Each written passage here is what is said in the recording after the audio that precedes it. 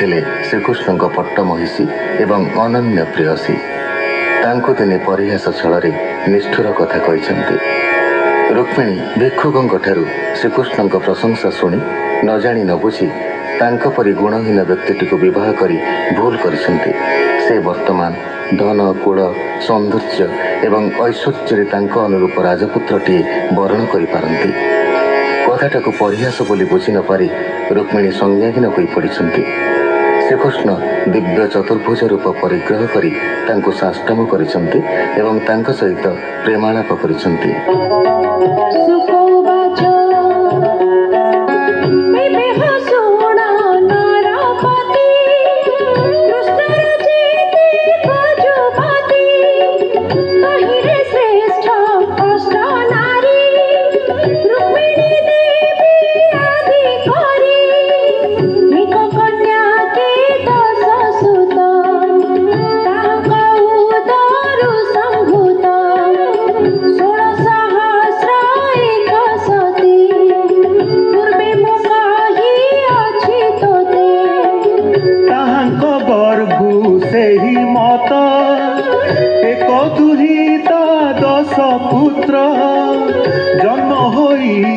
कृष्ण बीर्जे कि पटांतर देवा तेजे सुर सुंदर सर्वगुणी सृष्टिर दुष्ट संहारणी सर्वे दिशंती कृष्ण तेज एबे हो सुण महाराज। हरिर वंश संख्या करी के कही पारे देह धरी अष्टकन्यांक पुत्र जेते प्रमाणी कही विमुतते से कथा सुण नरनाथ रुक्मिणी गर्भ जेते पुत्र प्रद्युम्न चारुदेशन आदि सुदेशन तृतीय प्रसिद्धि चतुर्थ पुत्र चारुदेह एहांक बड़ अप्रमेय सुचारु चारु गुप्त बेनी सप्तमे भद्र चारु घेनी चारु चंद्र विचारु नाम चारु सहित एदशम रुक्मिणी गर्भुए संभूत कृष्णर प्राय नेत्र गात्र।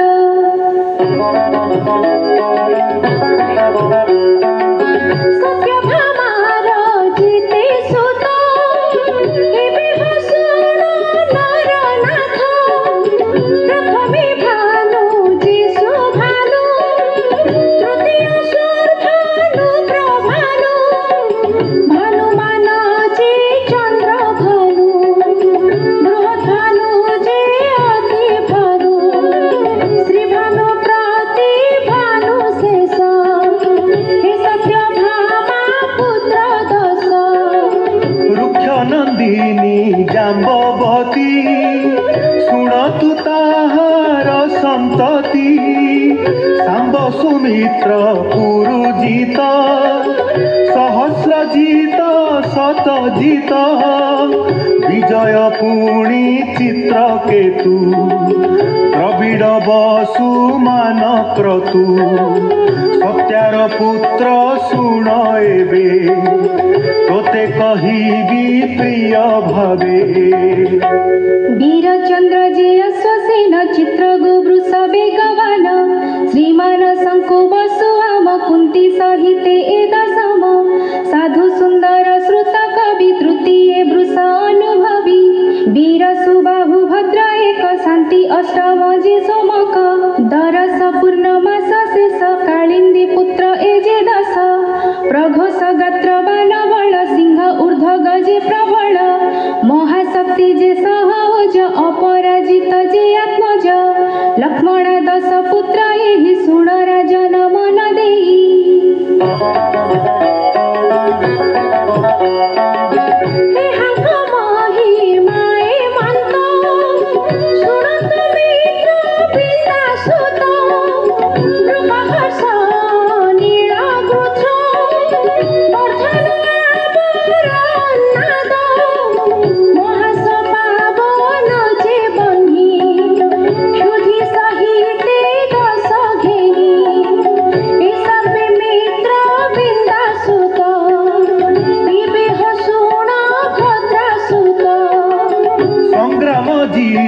बृहत् सेना सुर सत्यक प्रहरण भद्र अरिजित बामायुए दश सुत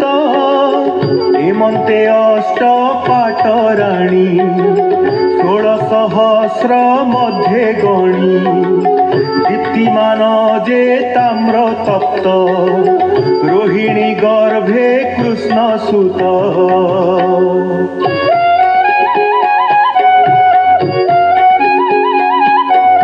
हेमन्ते कृष्ण पत्नी जेते पुत्र पुत्री जे अप्रमिते अनंग अनुरूपे जात प्रद्युम्न रुक्मिणीर सुत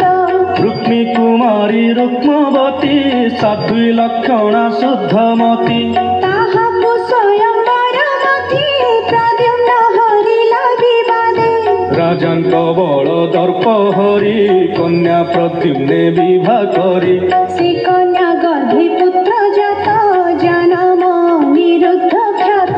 हेमंत परीक्षित शुणी आनंद मने परिमाणी बोलाई मधुर वचन सुनाहि व्यासंक नंदन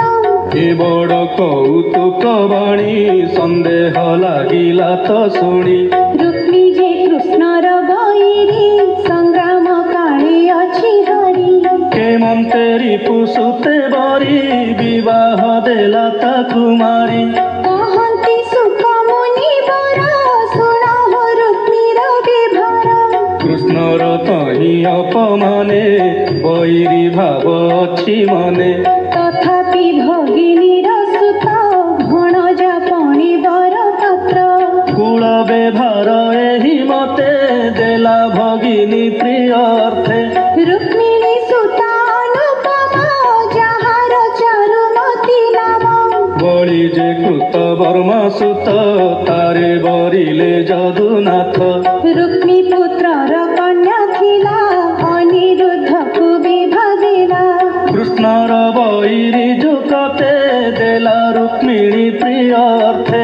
अधर्म शास्त्र विचारी तथापि देला स्नेह भरी तार विवाह काले हरि राम रुक्मिणी आदि करी सांब प्रद्युम्न आदि सुते जादव सैन्य सहिते विवाह उत्सव संहारे मिलिले भोज कटपुरे विवाह सारी तारपुरे जेमंत कुटुंब विभारे कार विवाहे विपरीत शुण राजन परीक्षित उत्सव अन्ते एक दिने विवाहे थिले जे राजने कलिंग राज आदि जेते विचार करन्ते कान्ते आज सभार मध्ये बसी रोहिणी नंदनी विश्वासी